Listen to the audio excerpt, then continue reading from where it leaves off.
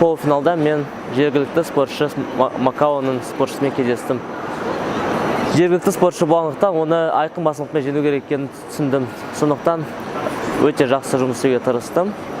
Бірінші раундта сездім соперниктің деңгейі мықты емес екенін, сосын бірінші раундтан бастап жай ойнап істей бастадым. Бірінші, екінші, үшінші раундтың соңына қарай соперникті рефери тоқтатып тастады бойда.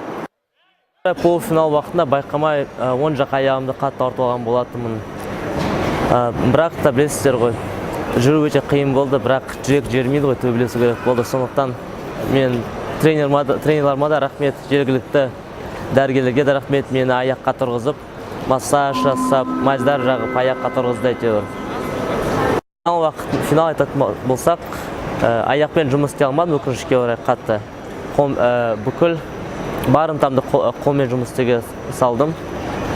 Қолымнан келген бәрін салдым, бірақ төрешілер мен жеңді деп санамадым. Мен Азия Чемпионатының Үздік спортшысы атандым. Ұйымдастырушыларға рахмет, мен еңбегімді байқаған үшін.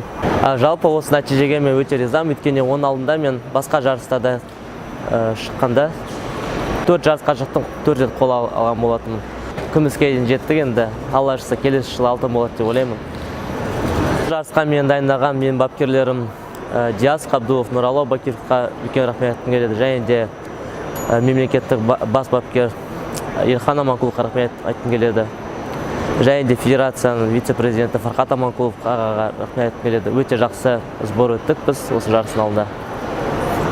Барлық және де командадағы маған қолдау көрсеткен балаларға да рахмет айтқым келеді. Жақсы өтті.